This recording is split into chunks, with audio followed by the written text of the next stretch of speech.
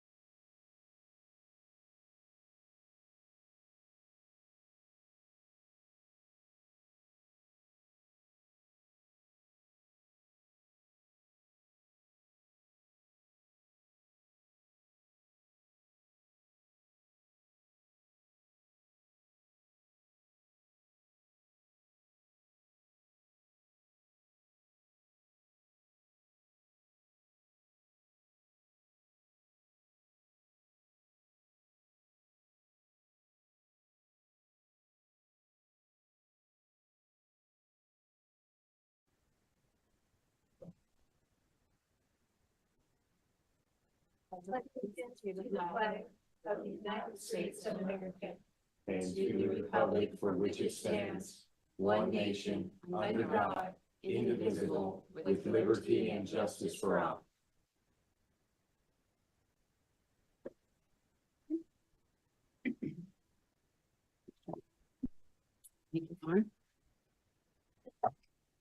Okay, I'll call this regular Board of Moffett County Commissioners meeting on Tuesday, April 8th, 2025 to order. The Chair will make a motion to approve the agenda as presented. Second. I have a motion and a second. All in favor? Aye. Motion carries. And Chair will move to approve the consent agenda, items A through H. Second. A motion and a second. Any discussion? Yeah, I would just bring out item H there, the outdoor recreation plan letter. Us, Moffett County and Rio Blanco County, I believe Rangeley and Meeker, right? They have all kind of signed on to a letter that just stated that to the Northwest Outdoor Coalition that the plan that they're doing and the process that they're doing, we're just not in favor of that process. It's not locally led. It is kind of initiative from the city of Craig did not sign on it right as of right now, but Rio Blanco, Meeker, Rangeley and Moffett County signed up saying, hey, it needs to be locally led if we're going to do this. And so saying that we weren't in agreement with where they were going. So just for clarification on what number H is. Anything else? No. All in favor? Aye. Motion carries. Public comment. So if anyone from the public has anything they'd like to discuss, or well, not discuss with us, but share their thoughts with us, you'll have 3 minutes. You'll be asked to approach and state your name, and then Aaron will be our timekeeper, and we encourage you to come and share your thoughts with us.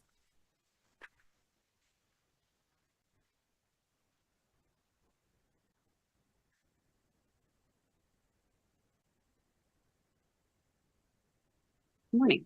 Good morning. I'm Jim Eberly. I'm a landowner here in Moffett County. I was disappointed in the commissioner's decision about the Yampa Valley Solar. I wasn't up here at that time. I elect not to drive in the mountains in the winter. So I'm up here today to just provide my input as a landowner. I watched the meeting online. It appeared there were a lot of people thought landowners were absentee owners. I wanted to come up and speak.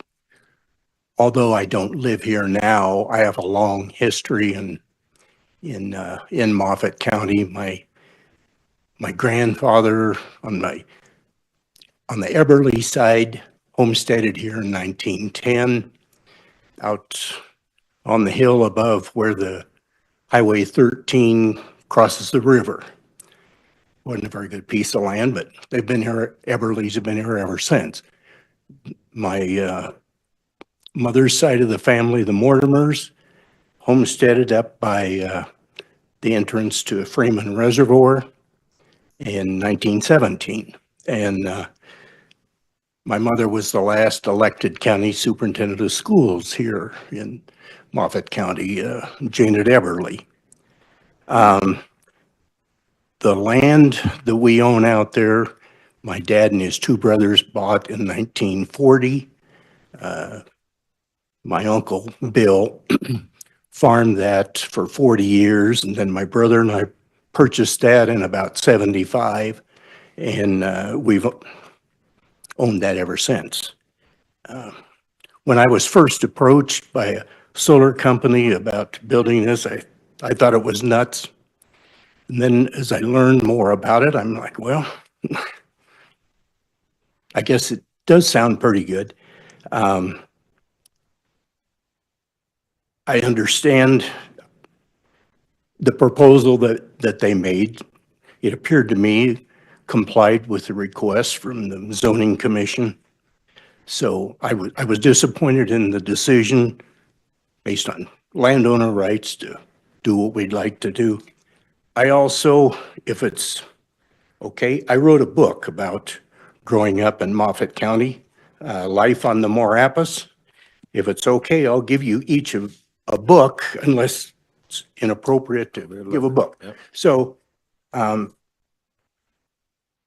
electricity is kind of important to me.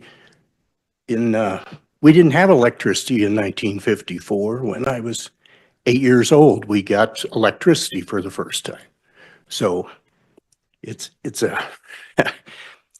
a big part of the community. And where do we turn on that light switch? Where's the source? Well, there's lots of things to ponder. Thank you very much. Appreciate it. Thank you. Thank you. Thanks. In case you didn't recognize more. Yeah, thank you. Thank you. Anyone else like to speak in public comment?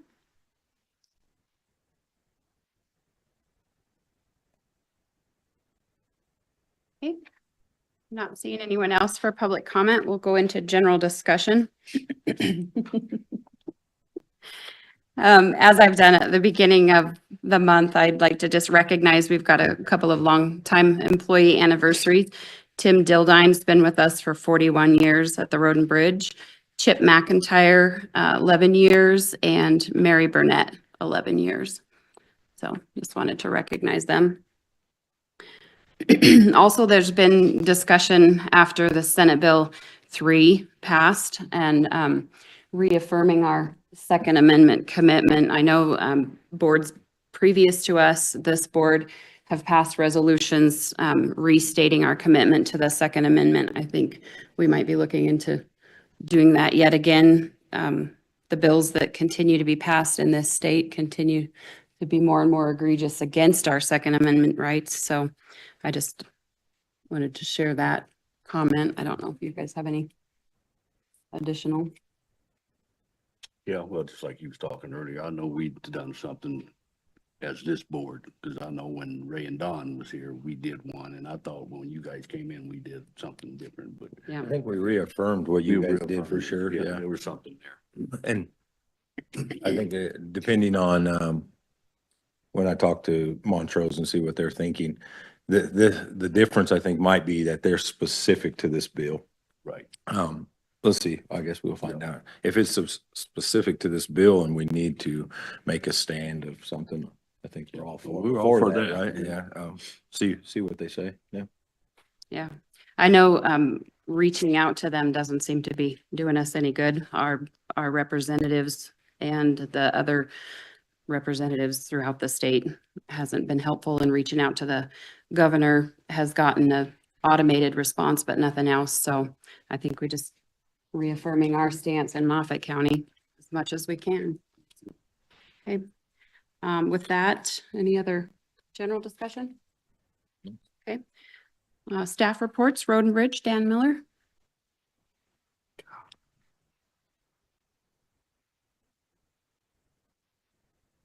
Morning. Good morning. Morning. So in March, the Road and Bridge Department advertised for bids for a conveyor belt for a crusher. The belt we're replacing is 53 years old, brought our use out of it. The new belt system consists of three 60-foot long belts. The conveyors are stackable for transport and can be stacked and unstacked with a loader. It'll be more versatile than the one long belt we're replacing, because we can pull them out of line as we approach the crusher. We only received one bid from Power Equipment Company, which we opened on March 13th. The bid was $147,704, and that's $7,296 below our budget of $155,000. So we recommend awarding the bid to Power Equipment Company for $147,704.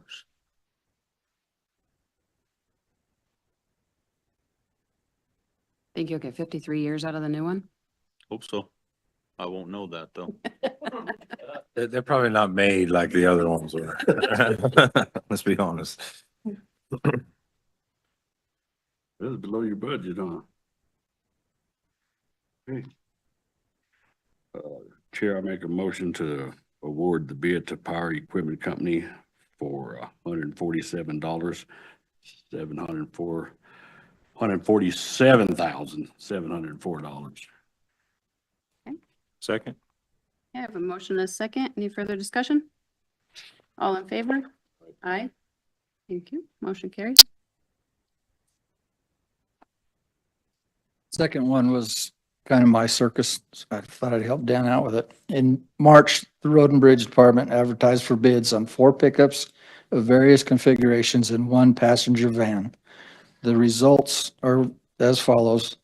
Northwest Auto of Meeker had an incomplete bid. They didn't bid the passenger van. Their 4 pickups totaled $205,047.60. Cook Chevrolet had an incomplete bid. They did not bid one of the 1-ton crew cab pickups we wanted. And they did bid a passenger van, but it didn't meet the specs that we asked for.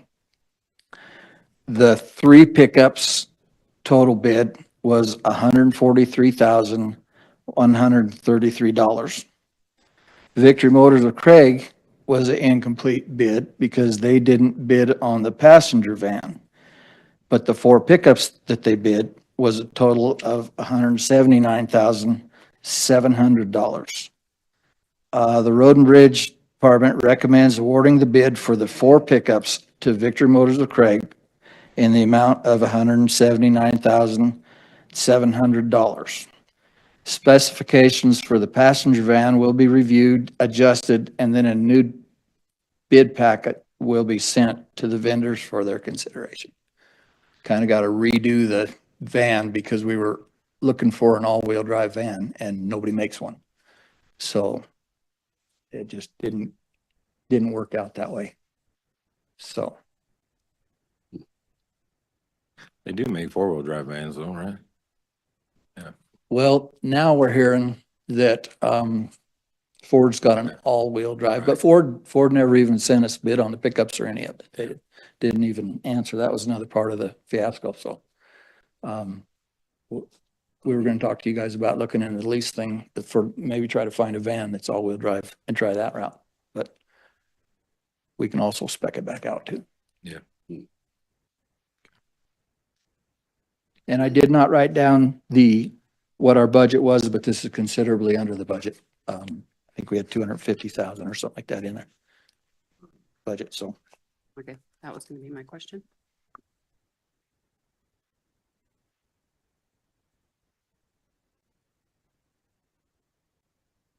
What pickups were these? No, are they 1 tons, 3/4 tons, half tons? Little of everything. We've got a 3/4 ton 4-door coming, a 1-ton 4-door coming, 2 or 3 just straight cab 3/4 tons. Just kind of a mix of what we need. Did you guys trade something in? No, we're gonna put them all in Purple Wave. Oh, right. We're also gonna do Get a that with that little, get a old, little more, a bit more from Purple Wave. Yeah. Yeah. that conveyor, we're gonna try to auction it off too. That Yeah, seems to we be the way did to go. Good job with Purple Wave. Yeah. On those other trucks. Yeah, and Kyler's got something he wants to put in there, so we'll have to get with you guys about it. Yeah, it's been good. Okay, Chair. Make a motion to award the bid for 4 pickups to Victory Motors of Craig for the amount of $179,700. Second? Okay, I have a motion and a second. Any further discussion? All in favor? Aye. Okay. Motion carries. Thank you. Thank you. Go to weed and pest, Jesse.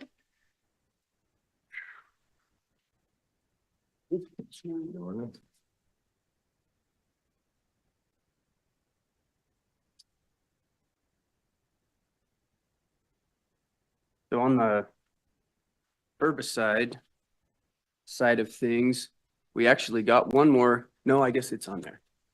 That last one came in the mail last minute, but this one's pretty cut and dry, in my opinion. The Snyder and Counts bid was the only bid that was totally complete. And so the other two that are even approaching their number are missing products and, you know, some not cheap ones. So this one's a pretty easy decision. It is, I've got $33,000 in that budget, so this is over by $300. The reason for that is I generally have money left over at the end of the year that I can kind of supplement our inventory with, and we spent so much on cricket control last year that that money wasn't there. So this was a bigger spring order than usual. But I can fix that with a supplemental. The mosquito supply inventory is in really good shape, so I'll have plenty of money to supplement this with. And so I'm recommending that we go with Snyder and Counts on the herbicide bid. Chair, I'll make a motion to approve the bid to Snyder and Counts for herbicides in the amount of $33,341.75.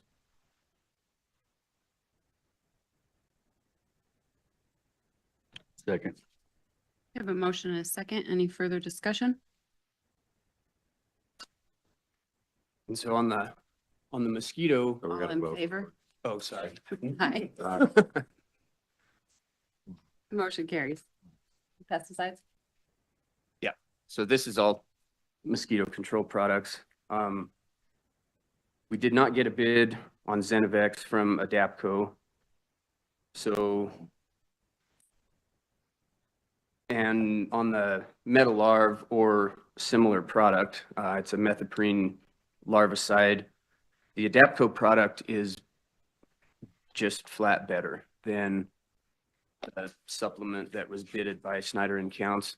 It is more expensive, but it's less dusty. It goes out better. It lasts longer. It's a way better product to use.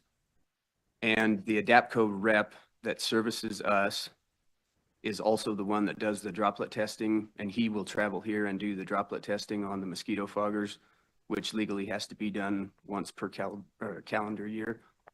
And otherwise, we've got to haul all four of them somewhere to get that done. And it's not always, you know, sometimes that is Nebraska or something. So with them getting at least part of the bid, it keeps them coming to do that service too, which is not a small feat for us. So I would like to recommend that we do the Zenivex through Snyder and Counts at $11,440.80, and the larvicide through Adapco at $12,424.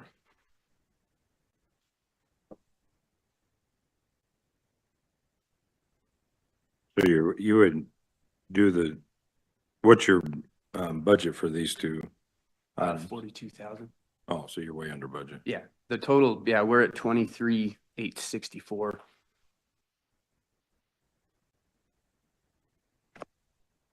So they're not really bidding against each other on these items then? Adapco doesn't carry Zenivex anymore, which is Okay. why they didn't bid on that. And then, yeah, Snyder and Counts supplier had to supplement Metalarv for an Althacid product that's just dusty and it stinks and it doesn't last as long in the water. It's just it's an inferior product for sure. Okay.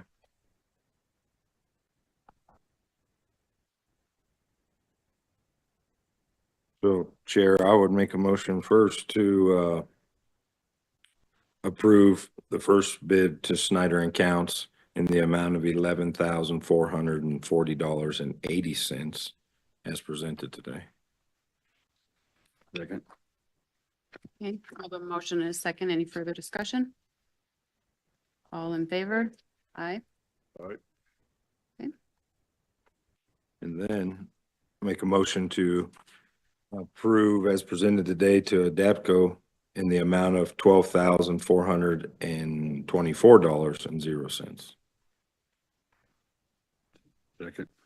We have a motion and a second. Any further discussion? All in favor? Aye. Aye.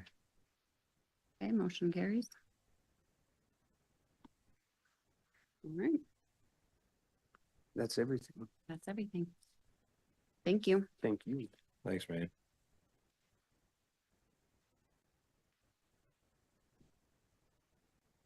All right, Office of Development Services, Neil Binder.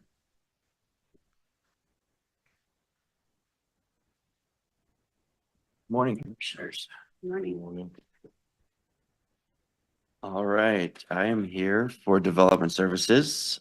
Welcome back. Thank you. Long time no see. Good job getting away from us. I know. It's like the Craig curse brings you back.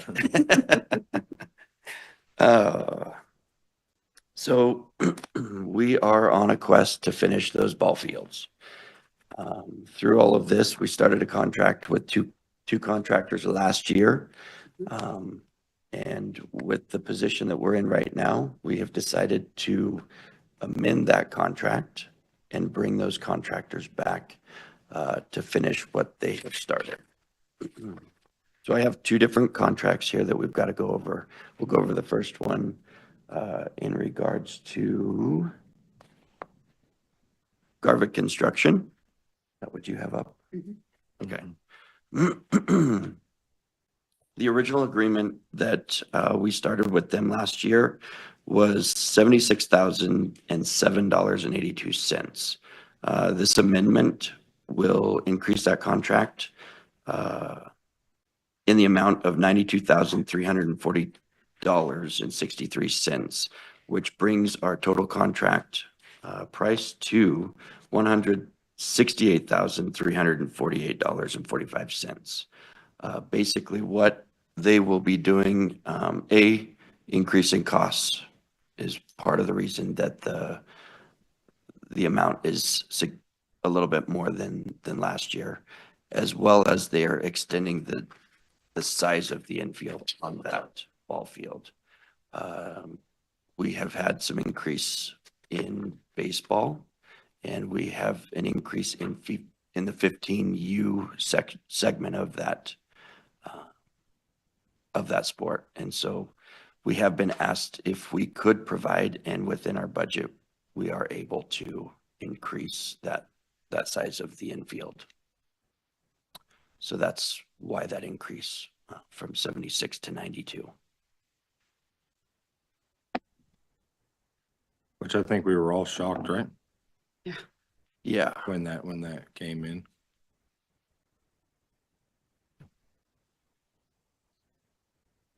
I believe that Garvik has done an outstanding job on that other field. It withheld the winter. Yes, it was a minor winter, but with that melting and then freezing again, we didn't have much damage on that infield. I looked at that when it melted the first time, and it's in really good shape. So I think it's important to note that Garvik is the number one company that goes to all ball fields across the Northwest Colorado, right? They do Yeah. all the cities, and so, yeah, they really have dialed in on baseball fields. They have a passion for baseball, so they've invested in that side of their business, because he is also a custom home builder. But he's just a good-hearted guy that wants to make all the ball fields better. His motto, when I've sat down with him, is he's a coach for Carbondale as well. And he says that if we're going to go play on a field, we want it to be just as nice as our home field, which they did. So I think he's very fair priced.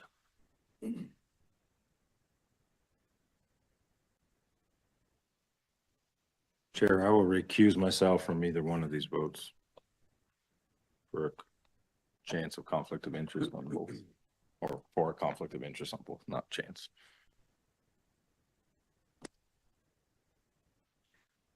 Chair, I make a motion to approve this contract amendment number 1 between Moffett County and Garbutt Construction, Inc. for $168,348.45. I'll second. Any further discussion? Okay, all in favor? Aye. Aye. 2 ayes and 1 abstain. Motion carries. Next contract. All right, the next contract is between the county and Ivory Tip Fencing. So with this contract, we would be basically doing the exact same dimensions of the current fence, with an option to possibly raise that back fence because we are enlarging for the older kids. We may have to go up with that fence. We had looked at other options to try to extend the whole field. It was out of budget, and we just couldn't get everything rounded up to do that. So, with trying to stay within the budget, we are currently at what was $91,125.83. This amendment will increase that in the amount of $80,961.15 for a total contract amount, including the change to $172,086.98. So that number, I believe, does not include the extended height of the fence. But if we do decide that we want to add that, there's an additional increase of $10,821.25 for a 10-foot fence. We need to kind of look at projections and things before we get to that point, which we've got a couple of weeks to figure that out, to see if it needs to be either 10-foot or 12-foot. And 12-foot would increase by $13,527.55. But currently, we are just approving that 6-foot fence.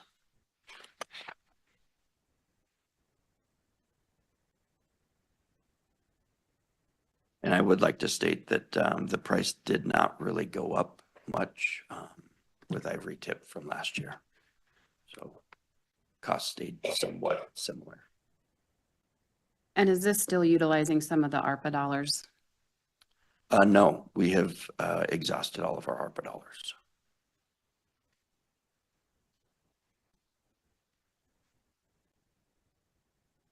So with this, there's possibility of one more contract adjustment That is correct. potentially.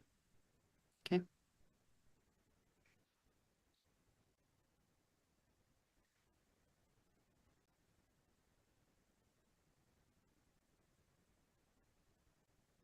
Okay.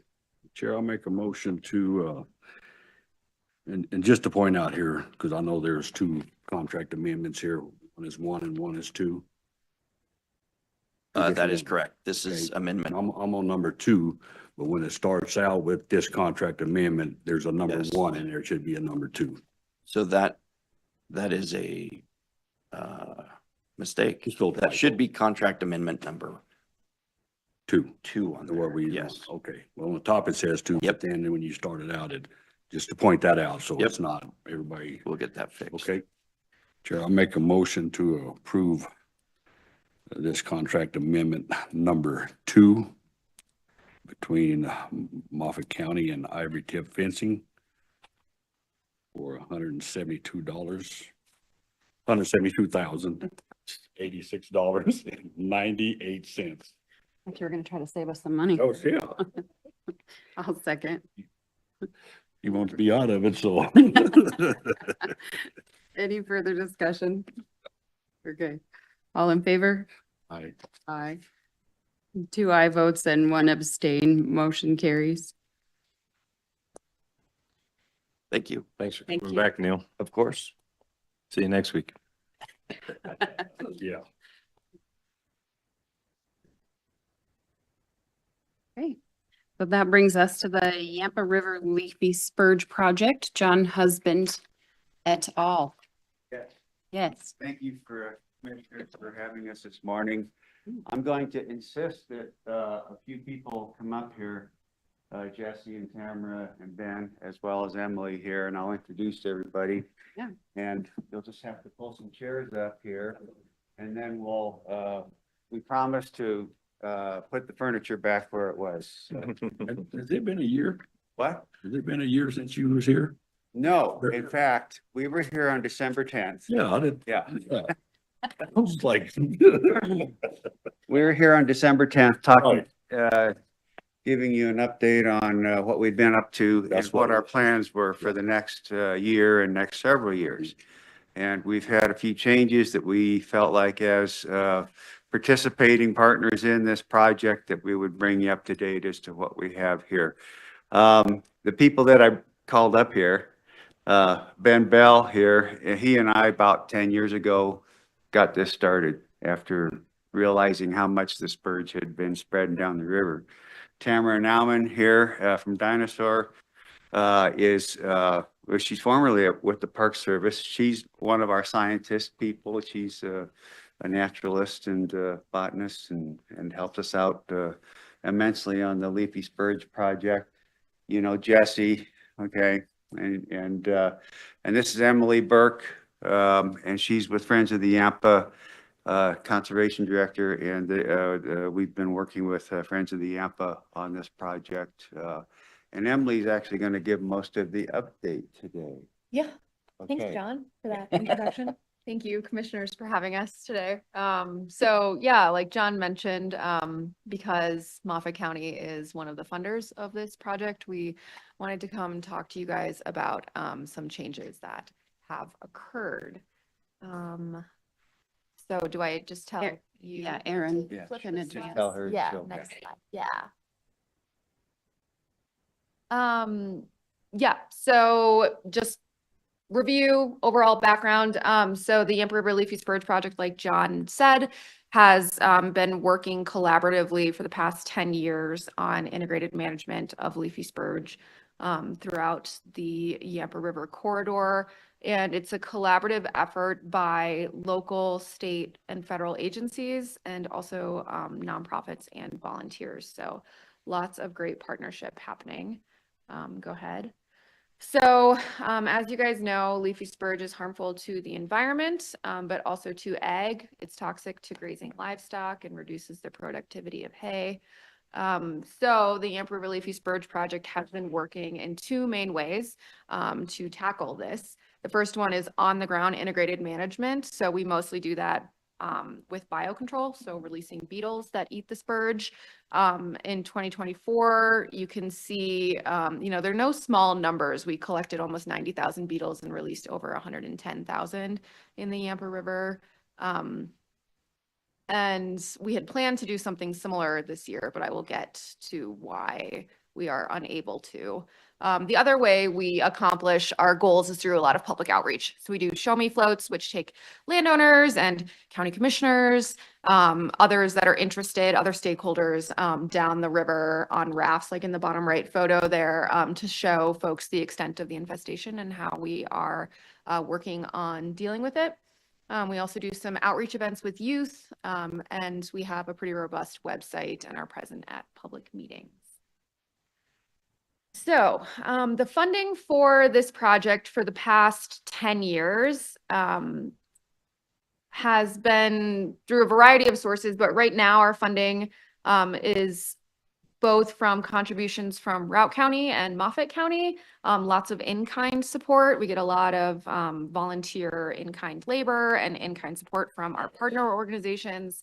And then we got a big boost to the project last year when Dinosaur National Monument received almost $540,000 through the Inflation Reduction Act. And that money was supposed to go toward a 7-year period to really fund this project and to focus on inundative biological control. So really inundating the spurge with these beetles, which is suggested to be the most effective. But as of a month ago, that funding has been frozen. You can go to the next slide. And so, again, because Moffett County are funders of this, you guys have been supporters of this project all along. We wanted to update you on what our plans are now for 2025 as we sort of pivot. So our goals for 2025 were to collect and purchase at least 50,000 insects. And a primary source of those insects is a trip that we take up to Idaho, and we have a relationship with some BLM contractors up there, and they allow us to collect on land that is really productive for these beetles. And then we plan to release all of those insects back here in the Yampa Valley.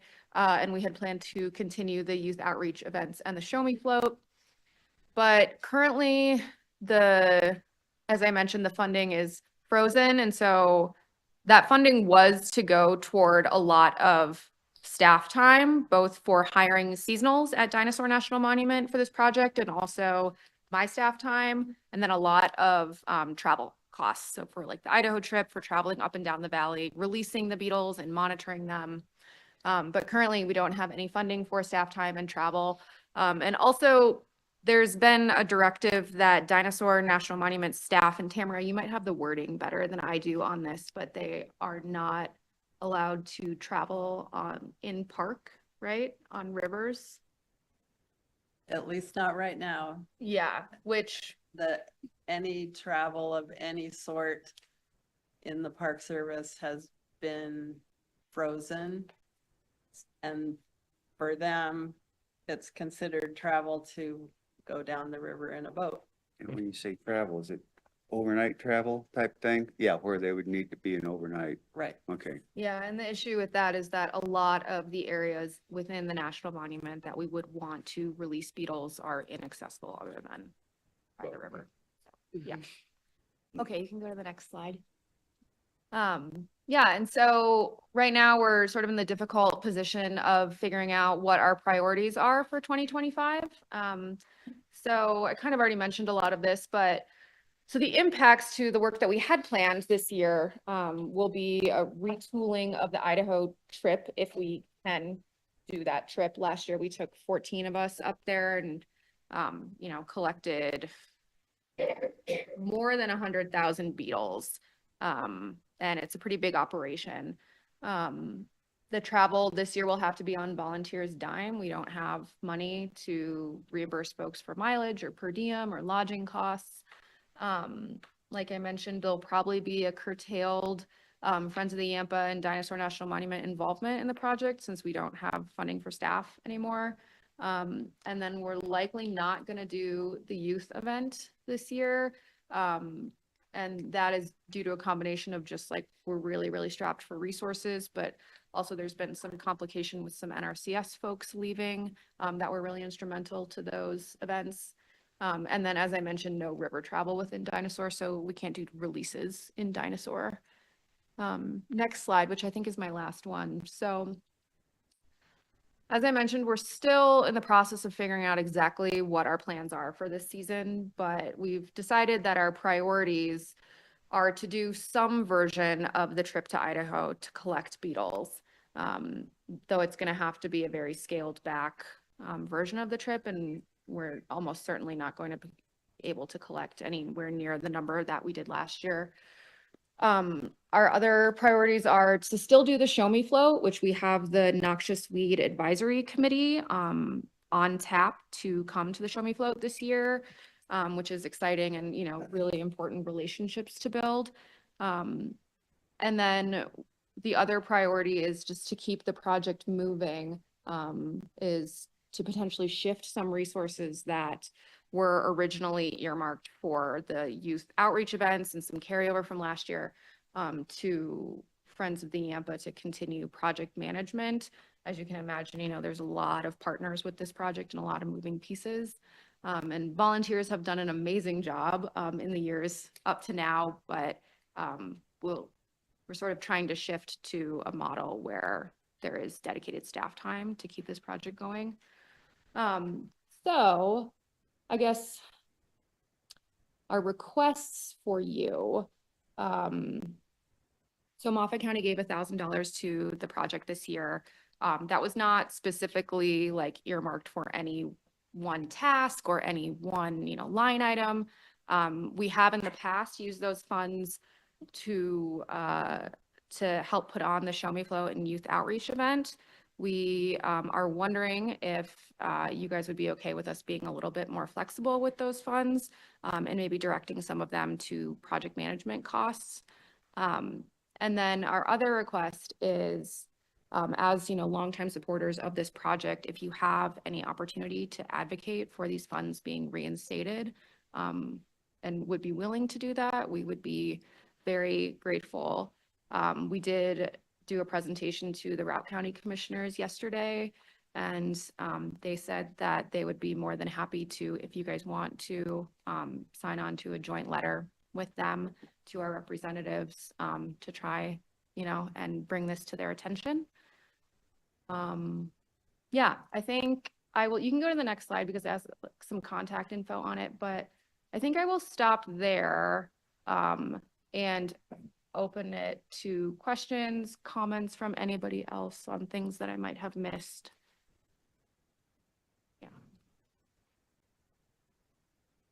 If I might add something, as John mentioned, we started this project 10 years or so ago, and it's been basically a volunteer project.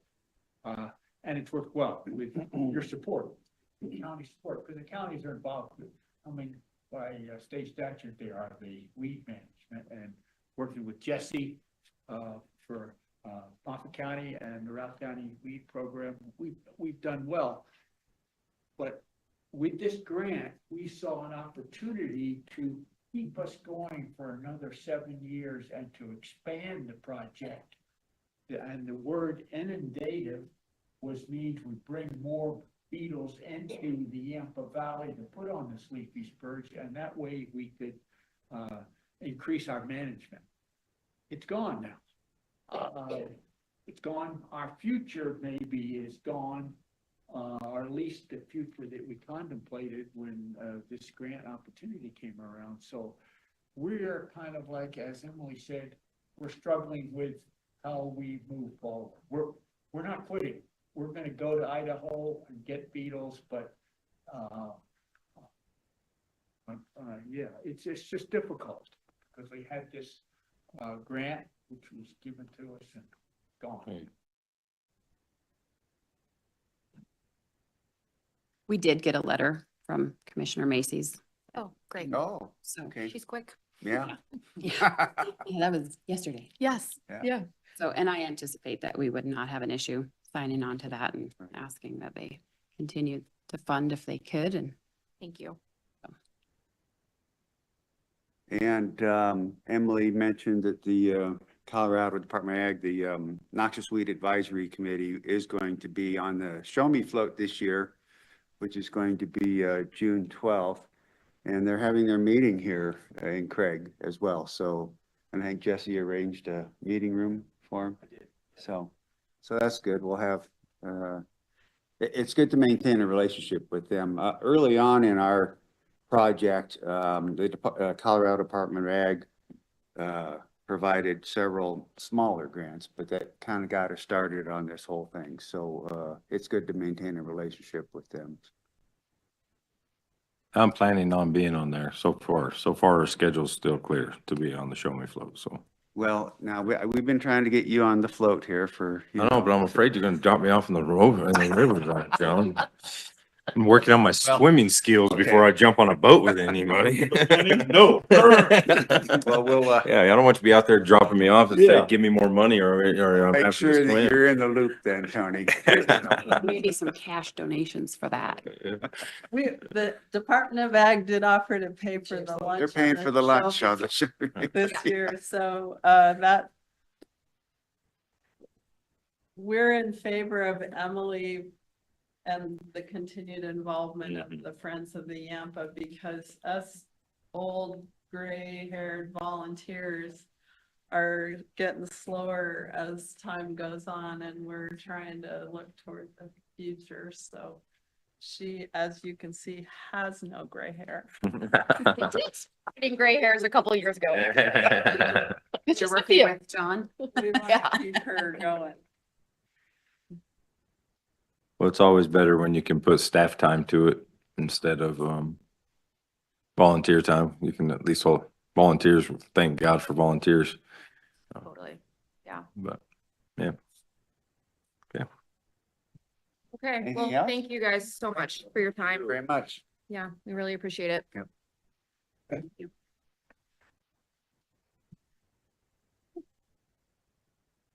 with that, our next meeting will be Tuesday, April 22nd, right here at 8:30 a.m. and we are adjourned.